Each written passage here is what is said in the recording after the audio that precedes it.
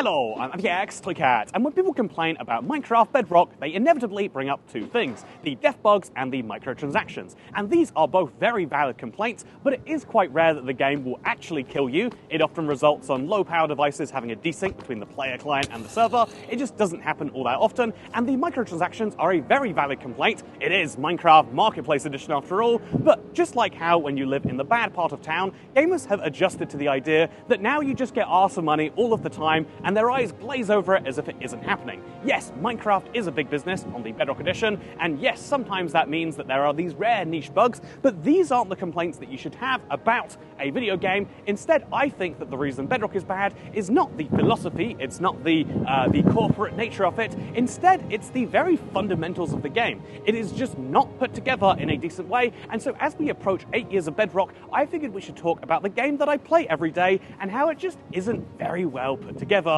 in any way.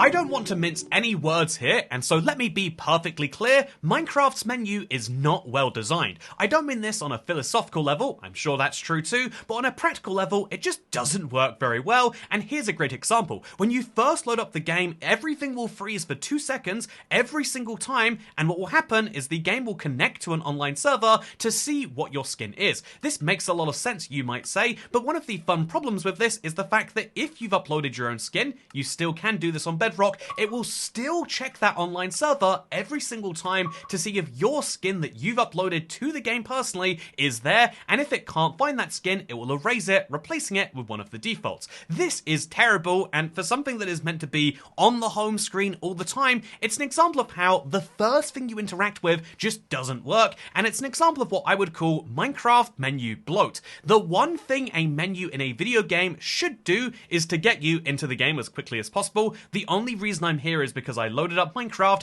and probably want to play it, but the Minecraft menu does a terrible job at this, and let me show you some examples. So this menu, which does take some time to load up by the way, even on a high-end PC, will always have what I will call micro lags. So if you want to press the play button to actually play, instead of taking you straight there, the game will temporarily have this little spinning thing, and there's actually a little bit of lag that happens even when we do this on a second load up. This is really insane because it's only loading up 12 worlds. No matter how you look at these, it will only show you 12 on a screen. If you want to see the rest of your worlds, you have to manually filter through them and it loads into them. So why is it to show me 12 of my worlds that we should have loaded up on startup so we can instantly get there? Does it need to have this little micro lag? Well, the answer is because, again, online services, it's checking if there are any friends worlds that are joinable, and rather than just showing me my worlds that I'm here to play, it would rather make sure that I know that that friends world exists. Kinda crazy, right? But even crazier is the fact that even the things Minecraft wants you to do, like the marketplace, these micro lags are in effect too, and even if you just sit on this main menu, it will also do the same, randomly freezing for a few seconds.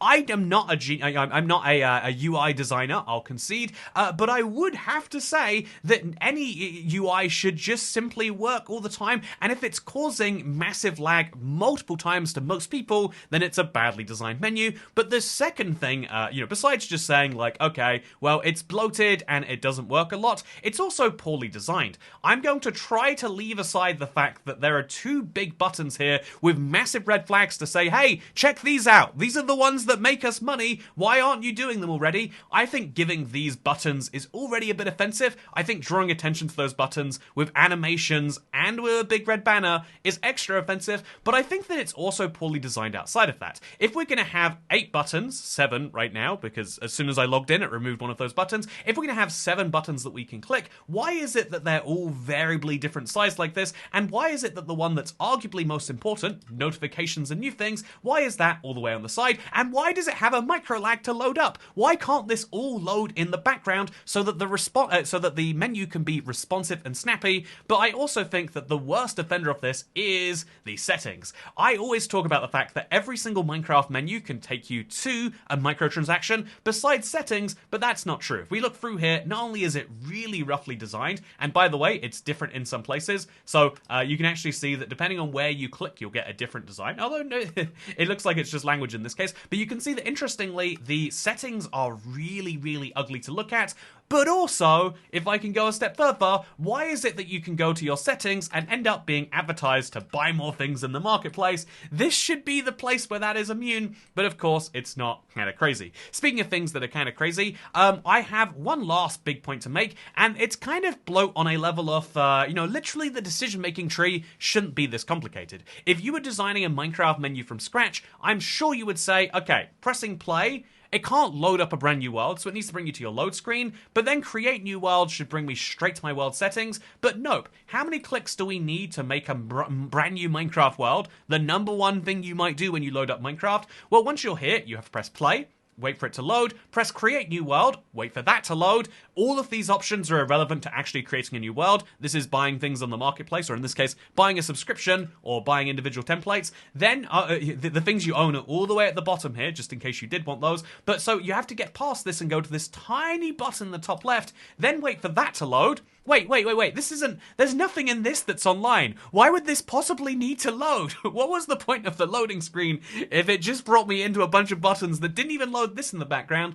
But even once we do all of this, you've still got to pick all your settings and then get past the little Create on Realms button, because you've gotten this far and you want to play single player, but you could still buy a subscription fee at the same time. Minecraft have messed up the simplest tree of decisions, and the only reason that I can think of is that the more clicks you have to go through to get to what you want to do, just like when you're trying to buy a budget flight online, the more things you go through, the more you might buy, and it's just a terrible way to make everything a little bit worse. And the only benefit is that the $1 trillion company that you already paid to play this game might make a little bit more money from you, and that is absolutely rough. The menu, again, I'm not here to talk solely about the microtransactions, but they shouldn't get in the way of the design.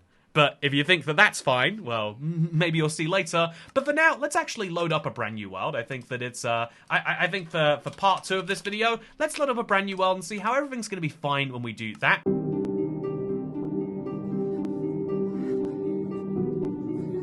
So one of my favourite features that distinguishes the Bedrock version from the Java is the fact that you can choose to spawn with an empty locator map. This is a really cool holdover from the console edition, which the Bedrock edition of course replaced, where you used to have a map that would cover your entire world back on the Xbox 360 and Wii U gen. But what's interesting is the fact that now if you decide to open up this map, instead of spawning in the centre, it often will spawn, in fact most of the time, will spawn you in the top left corner. This is a problem if, hypothetically, you want to head in either of the two directions that isn't covered by the map, because this is the far better way out here, because all of a sudden you'll find that instead of being able to use the map, you're actually just at the very edge, and even worse, instead of having this character icon, which is good, and which tells you which direction you're heading, this is north, this is east, this is south, and this is west. The moment you go outside the bounds of the map, it loses that extra definition and will instead just give you a circle. This is a complaint not just because I want Bedrock to be better, but it's a complaint because Bedrock used to literally have the feature of continuing to have your arrow, and every player likes it, and it's conceded to be a bug by Minecraft that they changed it, but yet they have not fixed this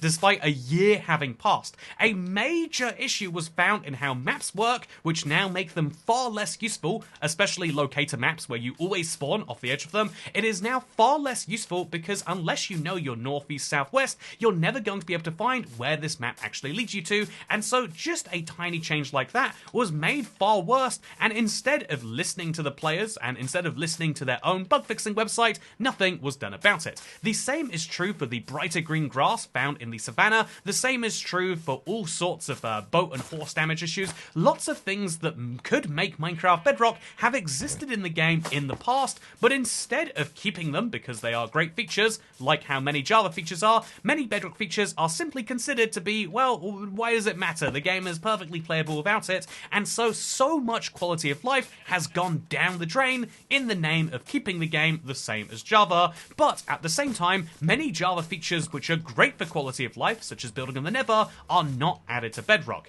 This dual system of taking the bad from Java, but not the good, is, if it is considered a bug, is what leads to Bedrock largely being considered to be a new version of Minecraft that lacks some of the soul, because all of the quirky bugs, things like the creepers, would not be added today, and that is just a real shame, I have to say. So Minecraft Bedrock is a version of the game which is just a little worse to play, because every feature that could make it far better is just not really considered to be important, because, you know, this version of the game always seems to have that justification behind it. And for another example of that, I'm sorry that this is technically a menu, let's say you want to change a setting while you're in the game.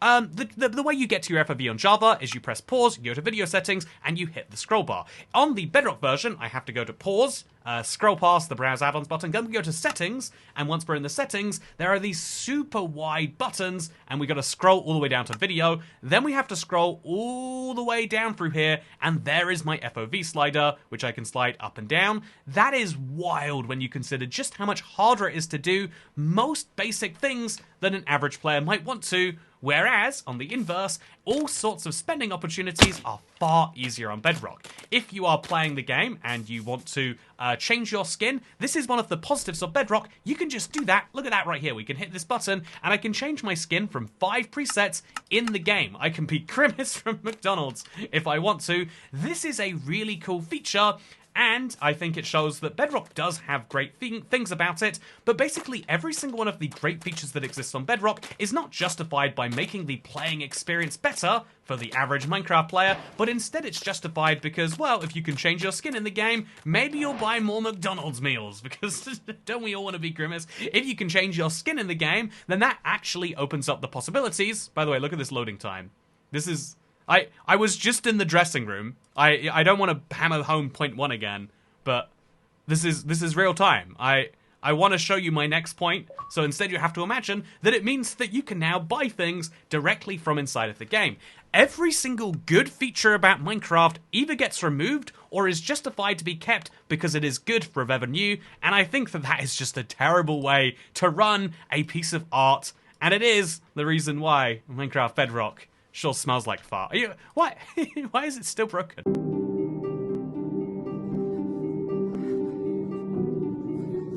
Video games aren't just made up of their menus and graphical design, but instead it's sometimes the sound that prevents a game from being just fine, and ultimately many terrible games have great soundtracks that entirely can save them and make them worth playing, but Minecraft is a game that has such an iconic sound font that surely this should be one of the easiest sections of the video, because we can say, actually, Minecraft Bedrock is pretty good because it just takes everything from Java and it's all very well done there. Except, nope, that's not the case, and that's why we have a chapter, to be fair, because Minecraft actually didn't used to come bundled with the music on the Bedrock version of the game. It was only a few years ago in the 1.19.30 update that they actually decided to add music as a bundled part of the game, and before that you had to download it as a separate thing. There used to be PSAs about this everywhere, and one of my favourite things is the fact that where did you download it? Well, where else other than the marketplace? This is something that is crazy to look back on, but was a core part of the Minecraft Bedrock experience. But what's interesting is another core part of the Minecraft Bedrock experience is the fact that people often call it bug rock, and so outside of the fact that once you download it, it should be fine, and now it's downloaded for everyone, so your Minecraft sound experience should be perfect, but as you all know, it rarely is, and so you get the most demented audio glitches. Here's one that appeared for PC players earlier this year.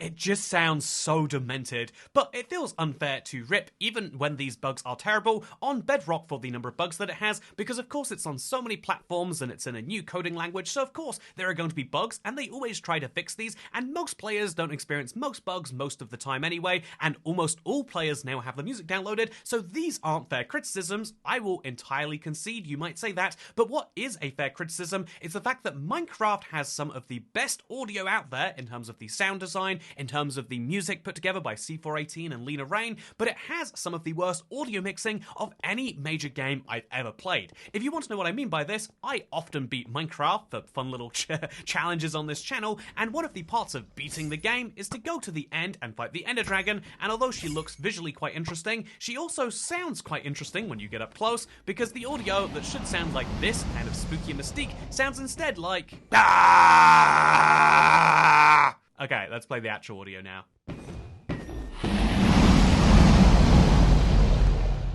I don't consider Minecraft to be a linear game, but I will say that if you're in one of the 3 dimensions that exist within it, you have to fight this boss to be able to get out of the dimension, so it's something that thousands, if not millions of players do every single month, but despite that fact, it is so horribly audio mixed that you will go deaf just from listening to it. Okay, that's one complaint. A second complaint is the fact that Minecraft music is not mixed consistently within the game. An easy example of this I can find from the first time I loaded up Minecraft on my Android to get clips for another part of this video. I decided to play my Let's Play world, and it sounded like this at first. The audio balance between the music and the game was pretty fair.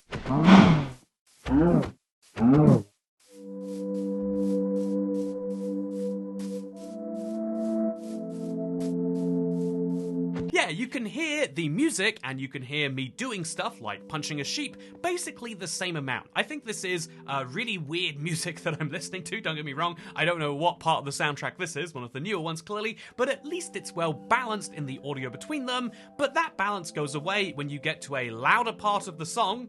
Why is there such a thing as a louder part of the song is an argument for a different day, but then once you get to the louder part of the song, it starts to sound like this.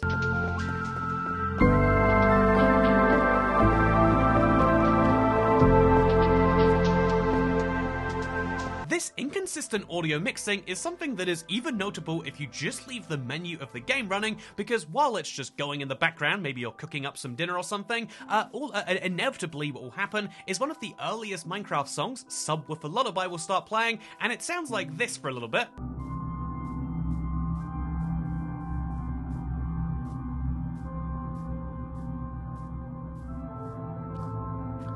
Oh, that's nice and relaxing. Thankfully, this song doesn't get crazy anywhere. Soon after...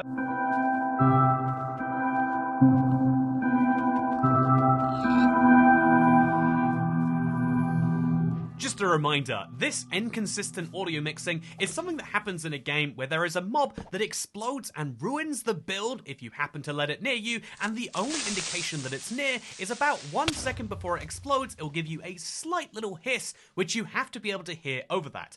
This is ridiculous, and it just goes to show that whoever is in charge of audio at Minecraft either loves chaos, which, you know, I'd perfectly respect that, or does not understand that different things need to have different levels, but you should be able to keep your volume consistent when playing a game. Imagine, in fact, you don't need to imagine this because everyone maxes out their brightness, but imagine a game where you had to change your brightness when you went into a cave or out of a cave. Imagine a game where you had to do any of that. Well, you're still imagining Minecraft, but it's ridiculous is my point. You shouldn't have to adjust your settings just to be able to make it through a day, and I do have to say, going even deeper than this, Minecraft music is beautiful, but they're trying to take away this natural sense of you're just wandering through the woods and something wonderful happens, because now Minecraft music is becoming locational. But again, rant for a different time. The main point here is that audio isn't very good, and it's always louder than you want it to be, or quieter than you want it to be, and I just don't think it's too hard to have audio that sounds a consistent level. It's like when you get into the middle of a video and the ad decides to yell at you, and for some reason they think that yelling at you is the most effective way to get things done. Nope, that's terrible audio design, and I've made my YouTube video worse for deciding to do that, but as you can see, I have learned from that, and I'm not going to do that in the future, something that Mojang hasn't learned in 15 years, which is just baffling to me.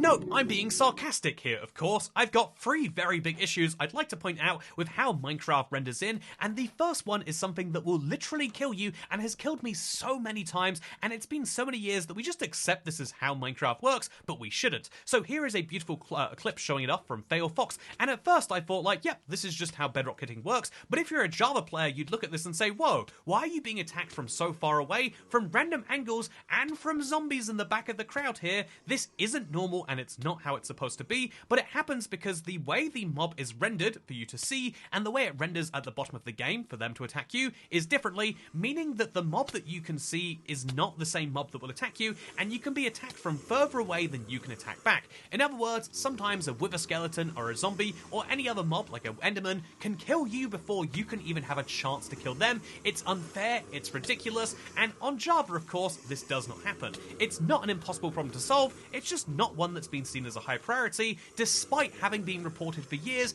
and being devastating to anyone who ever plays PvE. And in case you think like, okay, well I don't be PvE, all I do is look at stuff and I think the world is beautiful, well even for you Minecraft has rendering issues, and so if you're curious as to why I did collect the amethyst and the spyglass earlier, it's specifically because I wanted to get up here and show you something that's visible on a big screen, but you might not notice if you play on a small monitor or watch via a YouTube video like this, because Minecraft has a different version of textures that it uses to, render things like leaves at a distance. They don't need to be transparent if they're that far away, but if you look up to something with a spyglass, you'll see both the far texture and the close texture render at the same time, causing that weird flickering that you just saw.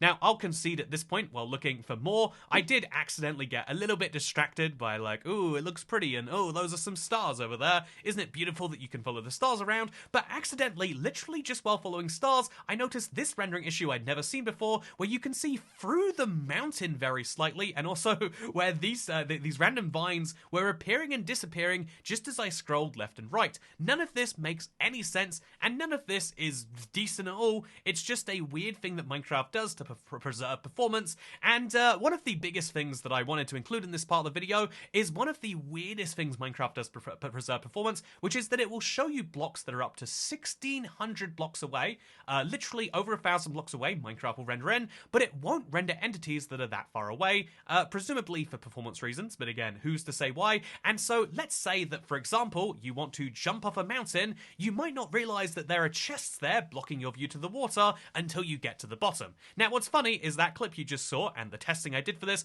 was on Java, where apparently the same thing is present, and so I can't even fault the Bedrock team for this, but why is it that I can see, a single leaf block from 1,000 blocks away, but I can't see a chest from 100 blocks away? Why is it that I can see a mountain from 1,600 blocks away, but I can't see my friends if they go more than 5 chunks away? The answer is entirely inconsistent, and it's a little frustrating, but a little frustrating isn't the point of this video. My point is to raise my major frustrations, and the next one might perhaps be the biggest.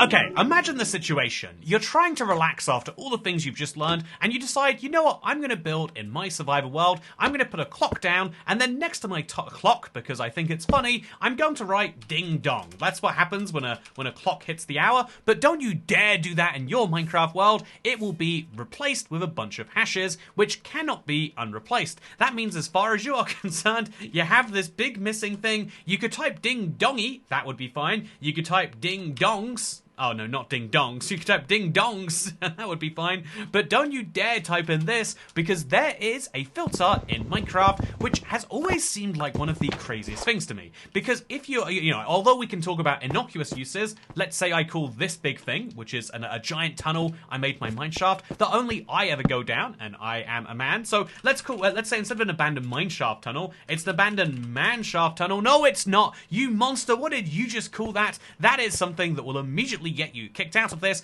and as you can see, this isn't just exclusive to me. It's something you'll see if you try to write the word 47 on a sign, or if you try to write coordinates in a book. Sometimes the censorship engine is just too strong and will kick you out for all sorts of weird things that you just never expect. Do you want to type in, again, I don't even know why this is offensive, but there are so many words that you can't type. Even if you're saying like, I am glad that Bin Laden is dead. It's like, whoa, whoa, whoa, whoa, whoa, don't you dare say that person's name. What is except now it's fine because it's on 2 words. So there are all sorts of holes in the censorship, and if you are playing on the Windows version, there is a way to disable it, if you happen to know it exists, but this ultimately represents a giant flaw in how a sandbox game that was made to represent freedom is being interacted with by a giant company that worries about liability. What if you're playing a multiplayer world and someone saw that you had written on a sign the word I don't know, like, bad, then oh no, that would be something so bad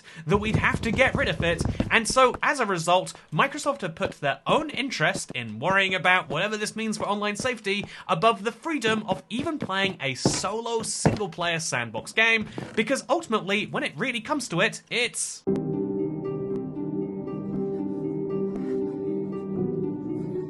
When chat controls were rolled out for the multiplayer version of Minecraft Java Edition, there was huge revolt, and for many cases, rightly so, with many people deciding they were not going to be playing that version of the game anymore. But what's funny is not just that the Bedrock version of the game has far worse censorship that's active all the time, even in single player, but it's the fact that Microsoft makes it impossible to ever get around it because it's Microsoft's way or the highway. This is something that is so true when you think about how it is with, okay, if you want to go back to an older version of Minecraft on the Java edition, all you have to do is click in the launcher and see, whoa, okay, there we can see oldest versions possible. We can even play all the way back to, Cave Game if we want to. All of these versions are instantly accessible, and it is delightful. However, if you want to go ahead and do the same on Bedrock, there is no such toggle, and in fact, they are actively preventing them from being developed. In fact, if you look into the Bedrock edition, you can actually load up certain older worlds, and they will emulate the behavior from those older versions. Minecraft could let you play older versions without ever having to reinstall the software like Java does,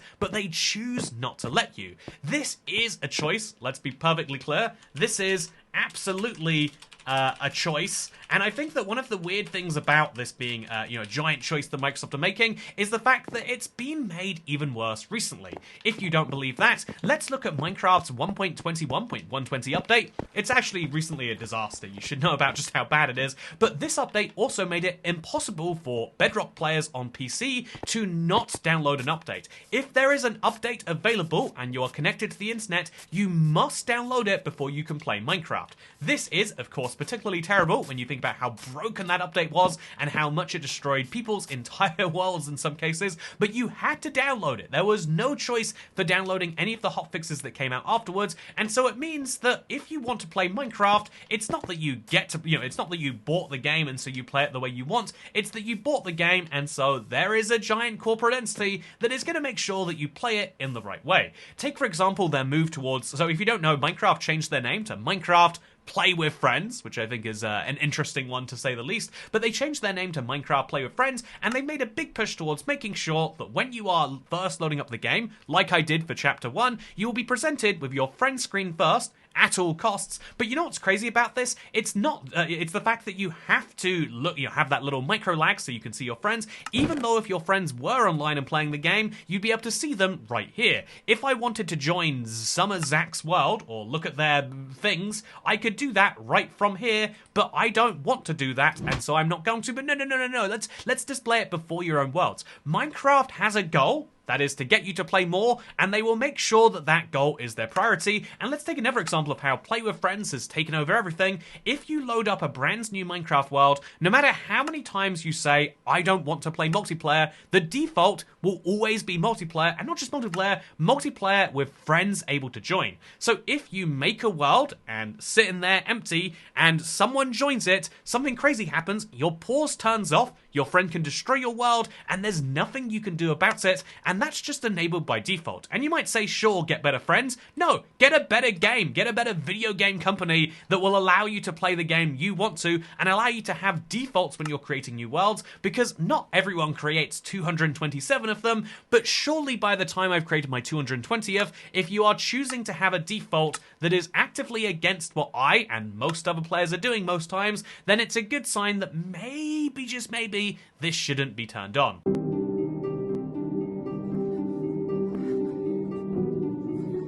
So for this section of the video, I wanted to find a clock to measure the time for the things that I'm complaining about, and so I searched up Minecraft clock download, and you know what came up?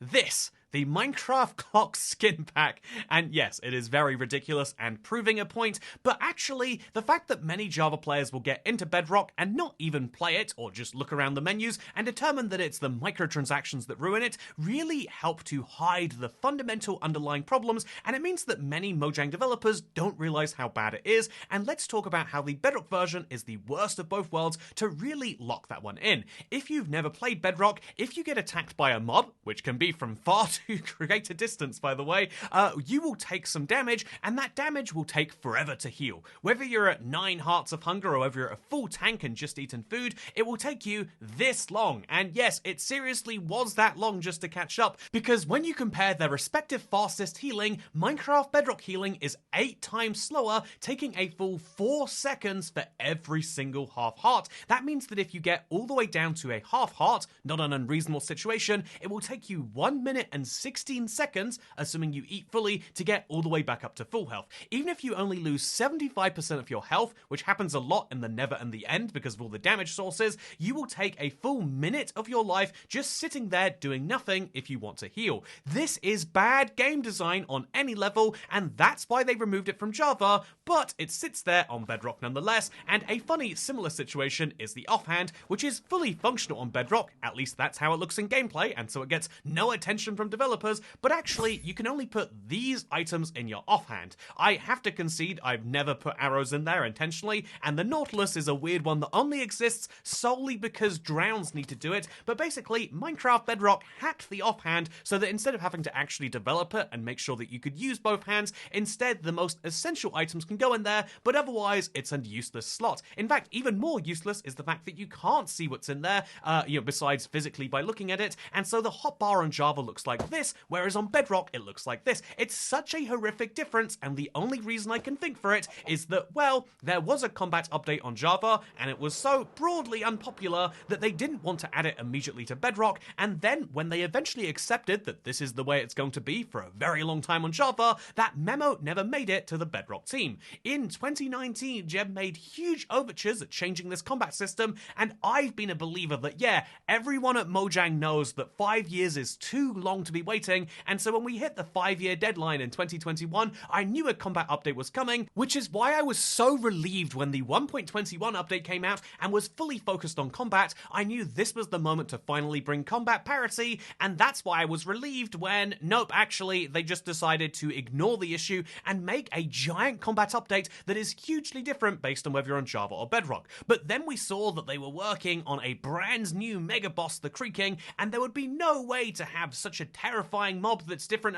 They don't care. What about the new copper tools? What about the new spear?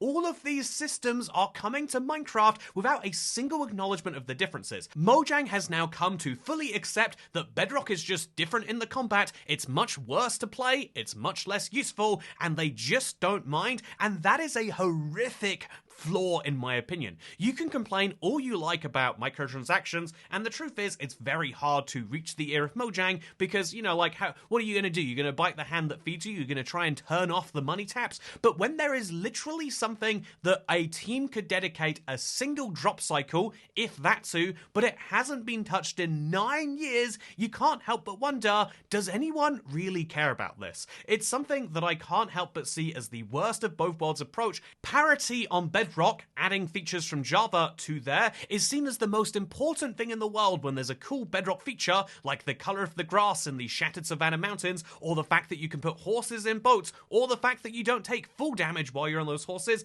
These are seen as the worst bugs that need to be fixed immediately because, wow, it needs to be that the two games are identical, but when there is a feature that affects every single survival player every single time they play or want to do anything or take damage, then the answer is, well, we'll get round to that when it's important, and when it's important, clearly if it's been 9 years, is never. That is a tenth of a long-living human lifespan that they've just said, we'll do this later, and for something that drastic to be pushed that far, while features that promote monetization have gone from basically non-existent to all the way in that time, really shows the direction of the game, and at the very least, the people who are calling the shots are saying, yeah, I think that, monetization is something we should put lots of attention to, and making the game better for players, well, they clearly don't seem to mind. There aren't any complaints, and that is a disastrous way to look at things. But it seems to be the way, because I think that ultimately, when it comes to who is the people who play,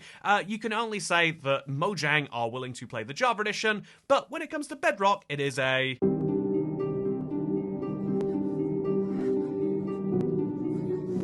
which version of Minecraft is the default? Well, if you go by number of players, or what the game says, or even Minecraft.net, you'll probably assume it's the Bedrock version, and this is true from a marketing point of view, but when it comes to which version of Minecraft people who work on the game prefer, I think it's very clear that that is Java. I don't hate anyone for this opinion, and I think it makes a lot of sense that yes, given the average age of a developer, and the time that Minecraft Java was most popular, you can see that many of them probably do play the Java version before even considering that it's available on PC, Mac, and Linux, as opposed to Bedrock, which is available on all of the more casual platforms, so I don't blame any Mojangster for playing the Java edition more than the Bedrock one, but what I do blame them for is sometimes covering up that fact. What do I mean by this? Well, did you know that when Minecraft was releasing the Copper Drop, it was only available on Bedrock for a month because the Java team were taking a big, it was called Midsummer in Sweden, but they were taking a big break from releasing snapshots so they could have a holiday. This meant there was a time that Bedrock was receiving features that Java wasn't. This is an interesting situation to be in, but then when it came time to releasing one of these brand new snapshots, they actually did so with the 1.21.100.23 beta and attached this screenshot. Now what's funny about this screenshot is everything looks entirely fine because Bedrock and Java Minecraft are mostly the same, and that is presumably what the person who came up with it thought. However, anyone who has played both versions for long enough can tell you that this is a Java screenshot because it has the redstone torch model that is only found over there. They added different redstone torches to Java last year and haven't gotten around to adding it to Bedrock yet. That's a fun little difference, but it means that they accidentally, during a time where there were no snapshots of it to play, actually decided that even when they were showing off new features that were only available on Bedrock, that they'd be best doing this from the Java edition. This is such a funny case, but it's not the only place where Minecraft talk about their game, which is on two very different platforms and architectures, but they talk about it as if it's only on one, because the staff who actually work on Minecraft, by and large, don't seem to like Bedrock very much. There is one Minecraft developer who does regular streams from the Bedrock version, but otherwise, any time you see any developer sharing their world, be it Jeb or Agnes talking about their long-term survivals, it is always on the Java version. And this is something which really draws into question, how is it that Mojang makes two versions of the same game, with one even being pushed as the one they'd like you to play, but then at the same time you see that basically everyone avoids one like it's the plague. This is a fascinating problem that results in all sorts of external media, like the Minecraft books, or indeed searching a Minecraft tutorial on YouTube, becoming impossible because it's not widely accepted that there are two versions that are equal. Instead, it's widely accepted that everyone plays the one Minecraft version, and it seems as though if you don't play it, you're missing out on something big. This almost feels like if you worked at McDonald's and you found out that none of the higher-ups would eat at the restaurant at all costs, or maybe if you found out that people working on Microsoft Windows all use MacBooks. This is something that just feels absolutely ridiculous, and yet here we are in reality with a Minecraft being made by people who don't necessarily like the game that is called Minecraft, instead preferring to play the Java edition. Is there something we could learn from this? Is there something we could take from the Java edition and take into the Bedrock one? You know, maybe like, for example, the way the combat works or the redstone torches? Nope. Instead what we'll do is we'll work on fixing all of the critical bugs first, and then at that point we'll focus on the new features. I'm just kidding. What we'll actually do is we'll load up on monetization options while trying to ignore as many of the problems as possible, and we'll hope that that goes really well. If you don't believe me, let's look at how well the mobs work.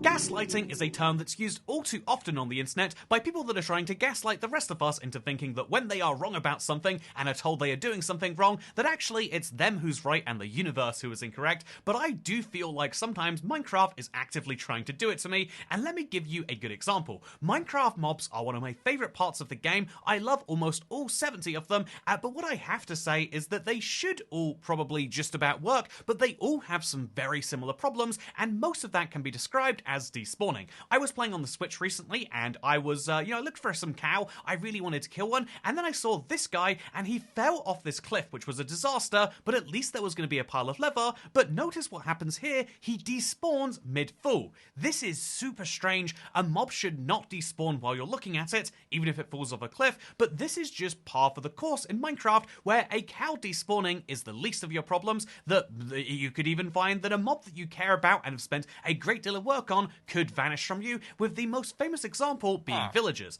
Take a look at MCPE 94630 and its fun little cohort sibling, MCPE 21416. The idea that Minecraft mobs will randomly despawn when wearing a name tag is terrifying enough by itself, but the fact that it widely happens even when using a name tag on villagers is absolutely horrifying. This is something that has happened to me in my Minecraft world, and honestly, I remember feeling so disastrous about it and being sure that I had done something wrong. When I had left my village behind, I thought to myself, oh, I must have left it with a tiny little piece of darkness. That must have spawned a zombie. The zombie must have killed the villagers. And I remember thinking to myself, I was such an idiot and I ruined so many hours of progress. And then it happened again, even after I was 1000% sure I lit up the village. And then it happened a third time before I finally realized, oh no, it wasn't me. It was Minecraft. Minecraft convinced me that I had made some disastrous mistake, and I spent a really long time fixing it because I assumed that the game worked as intended, but that was me being ridiculous. Whenever something bad happens now, I have to wonder, did I make a mistake or did Minecraft? Because that is exactly what happened with the villagers. I think that saying mobs don't mob very well for one little despawning issue would actually be quite fair because it's entirely infuriating, but when I say that they don't mob well because they randomly despawn, that's a pretty good start. But then let's combine that with the secondary issue, which is that mobs will respawn and spawn for the first time in absolutely unhinged ways. So if you play on Simulation Distance 4, this is the default and the maximum for some devices if you're playing on Realms especially, but if you are playing on Simulation Distance 4, too many mobs will spawn. This is a known issue and it's existed for years now and makes many nether biomes unbearable. Have you been to the Soul Sand Valley? It's much worse when there's this many skeletons. Genuinely, Bedrock is a much harder game because you don't get 20% more mobs or 30% more mobs, you get 200 to 300% more mobs, making the Nether an absolute nightmare, which I don't necessarily mind on its own surface level. It makes Bedrock more challenging, which the game seems to want to do in many other ways, but what is weird about this is the fact that the mobs will spawn in the oddest places. So take this video of me trying to beat Minecraft using just my fist. It's a weird challenge, but you can probably accept that's what I do on this channel at this point. So I was beating Minecraft using only my fist, no tools, armor, or weapons, and I desperately needed to make sure that I didn't have any mobs attacking me, and so I run through this Nether fortress from my very safe little corner that I've fully secured, and I run round a corner, then round another corner, and I find a wither skeleton, and so I turn right back, and you know what's happened? In literally the 6 seconds since I left my little hidey hole, in the 8 blocks that I've gotten away from it, a skeleton had managed to spawn there, and although this wasn't a disaster, it easily could have been. Minecraft mobs spawn in a wildly inconsistent manner, where they can spawn directly in front of your face, despite the fact that they're not meant to. They can spawn directly behind your back, really despite the fact that they're not meant to, and this makes the game unplayable for many people on certain controls, because when are you meant to play around with your inventory if you can never guarantee that you're safe? You shouldn't have to be playing it like a multiplayer game where an enemy can respawn behind you at any point in time, because you should feel safe that the game is only going to put mobs a certain distance out from you, but this is not how it works at all. And then when you think that you finally have mobs and you're desperately looking for rare ones, like you might be trying to kill a bunch of creepers because you want gunpowder, or you might be trying to kill witches because you want redstone, there is no guarantee that by the time you run to that mob, it will still be there. Look again at this cowdy spawning in front of my face and realize that this is just the standard for Bedrock, and you'll realize that one of the most fundamental parts of Minecraft, literally one of the 3 or 4 categories you can divide the game up into, it just doesn't work very well, and that's a shame because it makes the game so entirely unpredictable, and it does feel like a game like this that is meant to be played on all of these devices shouldn't be this hard in this way, but maybe it shouldn't be hard in other ways.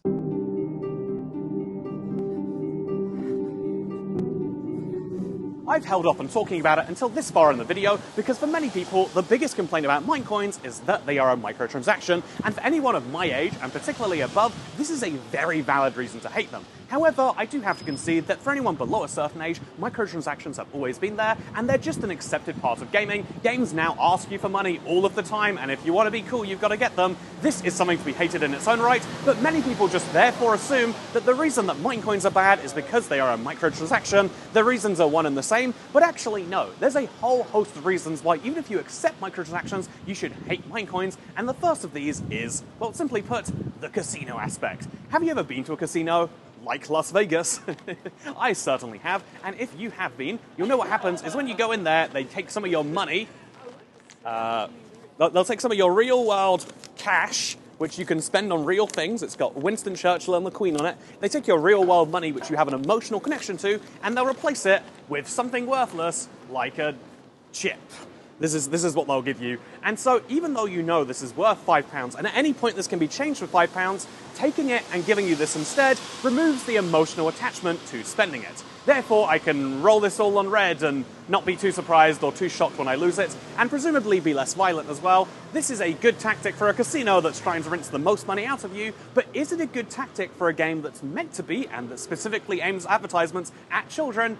I would make a point about that otherwise. I think that removing your real-world money and turning it into Minecoins at a non-transparent rate is pretty bad by itself. I guess that can be point number one. But point number two is the fact that even when you do make this horrendous exchange from $10 to 11 Minecoins, or from £17 to 4,850 Minecoins, even when you make these horrendous exchange rates where they deliberately obscure the real prices of things, even when you decide to do this, you're never going to get the right number of Minecoins for the purchase that you're trying to make.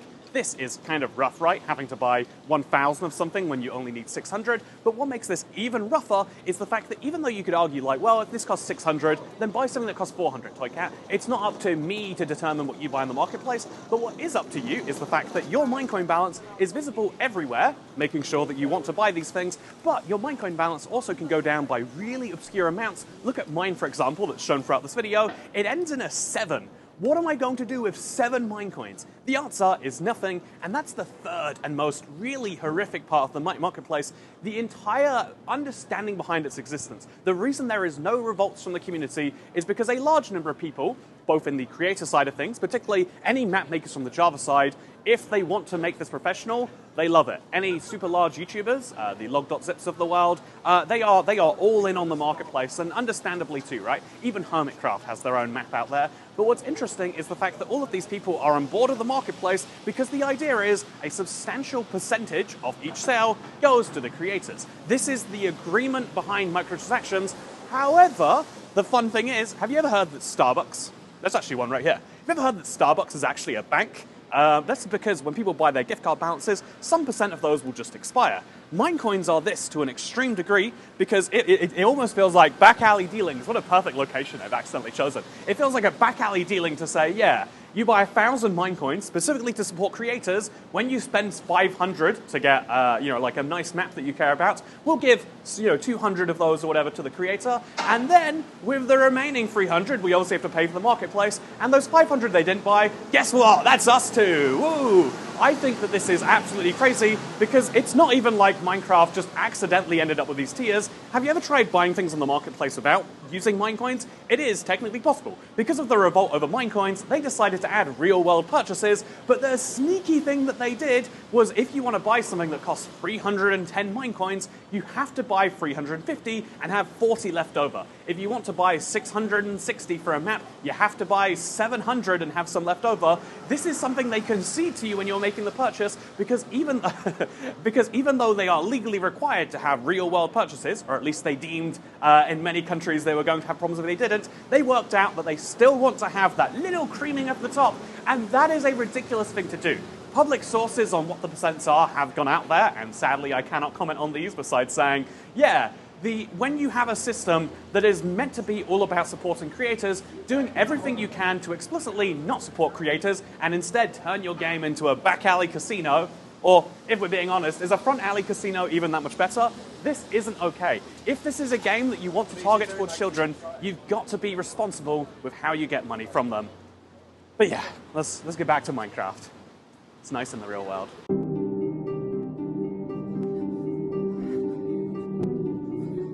Bedrock is the real hardcore version of Minecraft, and although that seems hard to believe on the surface, allow me to show you why it's true. Let's take the Phantom Mob. It's widely accepted as being the game's most annoying, and if you play on the Java edition, when one of these attacks you, it will deal 2 damage on easy or normal, or if you're playing on the mighty hard difficulty, it will deal 3. If you are playing on Bedrock, however, on the lowest difficulty possible, the Phantom will be able to deal this much damage. I don't know why sometimes they attack and sometimes they go for the sky, but on on the Bedrock version of the game, they'll deal 4 damage points. That's more than they will on hard, and if you're playing on hard difficulty, they'll deal a whopping 9 damage to you, meaning just 2 phantom hits will get you down to a single heart. And remember, those hearts will heal at a much slower rate. Take in the fact that even defeating Minecraft is harder on Bedrock because the dragon is more aggressive, and then the hardest challenge that most players want to do, the Wither, is substantially more true because unlike on the Java version, where the Wither is one consistent boss fight, the Bedrock Wither is a real nightmare of one, and let me show you why that's true. I've got a power 5 bow, and so this should be one of the easiest challenges ever. This is how many Java players take down the Wither. However, what's really fun about the Wither is it doesn't just have more health on Bedrock to make sure that you have to use more time and ammunition and more explosions in your world, it seems, but also once you get to the halfway point on the Wither, if you decide to use a ranged weapon, like most sane people would choose to do against a mob that has so much damage and explodability, well, here's what happens. You might not have ever seen this before, but the Wither has a second initialization phase where she becomes invincible and then she starts charging at you. This second phase cannot be fired at because the arrows will simply bounce off her before not hitting, and she will also do far more damage to your world. I've made a video before about how this can be abused and you can use it to your advantage, but for most players, this makes the Wither absolutely terrifying, and all of the extra damage she does to your world, well, that's permanent, but the damage she does to you can be healed much more slowly too. Seriously, I'm playing on easy difficulty where, you know, let's be honest, most mobs aren't as much of a stretch, but still, even when I'm taking just 2 hearts of damage per hit, I still need to spend 16 seconds in between those hits to actually heal up. I cannot stress this enough, every single part of Minecraft is harder because the Wither and Ender Dragon are harder, because if you want a beacon for your mining project... Oh, something's wrong with this one, it seems. Thank you, Wither, for fixing that. But if you want a beacon for your next mining project, that will be harder. Therefore, the mining project itself is harder. If you want to go to the end to do anything there, well, defeating the Ender Dragon first is going to be harder. Every single part of the game relies on, at some point, defeating these bosses, at least in the late game, and every single challenge that is just a smidgen harder here or there when it comes to difficulty is a drastic amount harder when you consider that even with the best food the game has to offer, I'm healing this slowly. Armor becomes therefore much more important, and all sorts of other potions become more important, meaning that the entire vibe of the game does change. This is an interesting point because this is the version of the game that is made for phones. If you are playing on your Linux device and you're a super pro extreme gamer, you get free damage from your phantoms and you get 1 phase withers with this much health, and if you're playing on a phone with touchscreen controls, you get this healing, you get this level of wither, and it's just ridiculous when you really think about that, and it makes you think, this is something, parity is something Minecraft have spent so much time working on that clearly they know. Clearly they know that there is a problem here, but yet they've chosen not to fix it. This tells us that what's actually happening is that the Bedrock version of these fights seemingly must be correct, because otherwise they would add it to Java.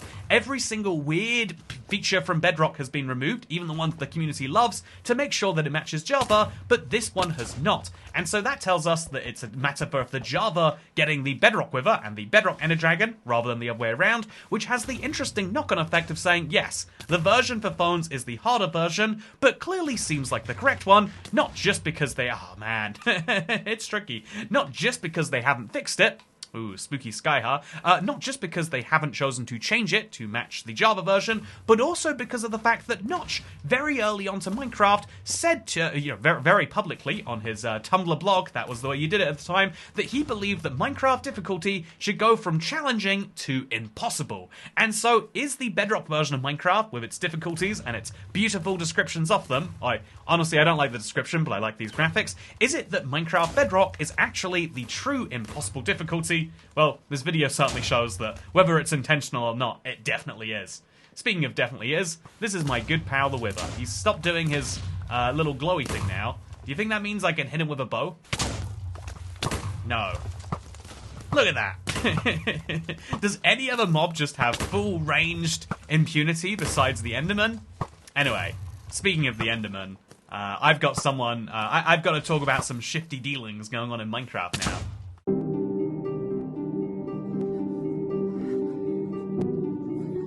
Not to sound like an old man, but back when I was born, the way video games came out is they released and they were done. There was no way to get an update out without shipping a whole other disc, and so games had to make sure they were of high quality. However, with the Xbox 360 generation, everything changed as suddenly you were able to update the software for your games. However, to make sure that these updates didn't break people's existing games, they had to go through a rigorous certification process. This originally used to cost the software creators quite a bit of money, but nowadays it's considered to be a free thing that every platform has to provide. But this certification process is one of the big nooses around the neck of the Bedrock edition. You see, the Java version is certified by Mojang, whereas the Bedrock version is certified by Nintendo, Sony, iPhones, as well as Android and the Xbox themselves corporation, while also having to go through the Windows Store and everywhere else you might expect it. Yes, that includes the Amazon Kindle store for some reason, but interestingly, it means that Bedrock updates get 3 weeks less development time. This wouldn't be so bad if we were talking about 3 weeks over the course of 1 year,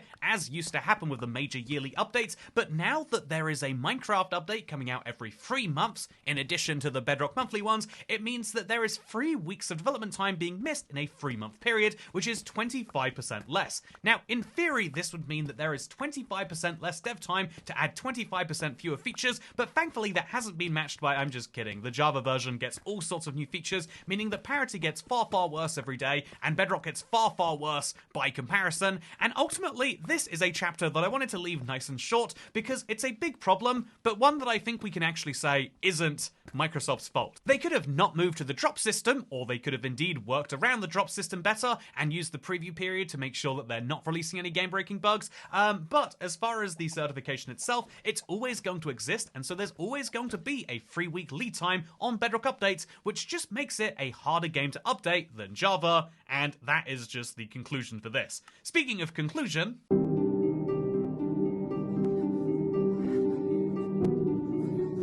Now, more than ever, it feels like a decent proportion of our society is led by narratives that they've heard from somewhere else. This can be reading the YouTube comments before deciding what to type yourself, or it can be what we see in the Minecraft community, where there are giant sentiments that are shared by everyone without a real nuanced belief of what it means. People wanted to cancel the mob vote because, they could obviously add all 3, but we cancelled the mob vote and that didn't happen. People wanted an end update because it was good and it was going to be great, but what actually people want from it, entirely different things. I think most people would have been unhappy with most other people's end update, and it just seemed like we were all united under this cause, and the same thing is true for Bedrock being broken. Most people complaining about Minecraft Bedrock actually don't play a whole ton of it, whereas most people who do play a lot of Minecraft Bedrock have got these issues that just sit under the surface that they don't think are the biggest of deals, because if they were, people would be mentioning them, and that's why it's so important that we break the narrative that Minecraft Bedrock is simply bad because it's buggy and sometimes kills you, or because it's got the microtransactions, because these are awful and they are valid reasons not to like the game if you come from this OG Java position where they don't exist. But the actual fundamental things that need reforming as opposed to just scrapping, because we exist in a world where we know Minecraft Bedrock isn't just going to vanish tomorrow. If Minecraft Bedrock is going to exist, it's important that they fix the audio, that they make a user interface that first of all works and doesn't microlag your game every single time you load in or every single time you press a button, but also one that they actually update all at once rather than one tiny little piece every 2 months for 6 years, as we're currently seeing. It's important they make real decisions about that and parity, because they are currently taking a lot of Java features, but without really being sure about which ones. They need to work out the healing and just bring in Java combat already if they're not going to make a new system. They need to make sure that they play the game, because so many bugs are spotted if you just play the game before putting it out there. This is crucial, but it's also crucial that they understand that Minecraft Bedrock is harder, and that needs to be a clear decision, or it needs to be something they really do. But most crucially of all, rather than just complaining about bugs, you should complain about the fact that some of those bugs are disastrously game-breaking and could be fixed by playing the game on a more substantial basis, but also, rather than just complaining about, they sell skin packs and texture packs, complain that they are using Minecoins in a horrifically predatory, in every single way they could make their microtransactions offensive and, not fit for the people they are marketing it to. They have done precisely that.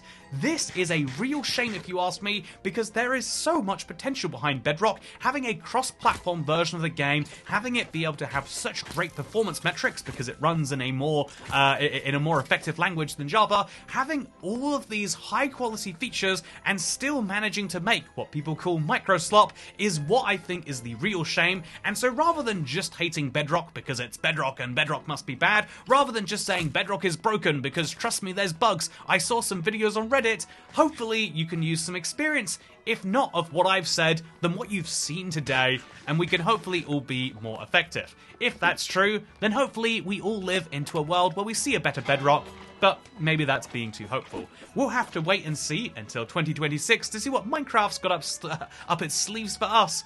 But for now, I hope you all enjoyed, and yeah, I guess I'll be going back to Las Vegas to gamble the proceeds of this video, huh? I'm sure I'll get lucky this time. Thank you for joining me on this hour-long odyssey, and I'll see you next time. Goodbye. When people complain about Bedrock, they often talk about def bugs or microtransactions, but the truth is, wow, that is actually horrifically loud.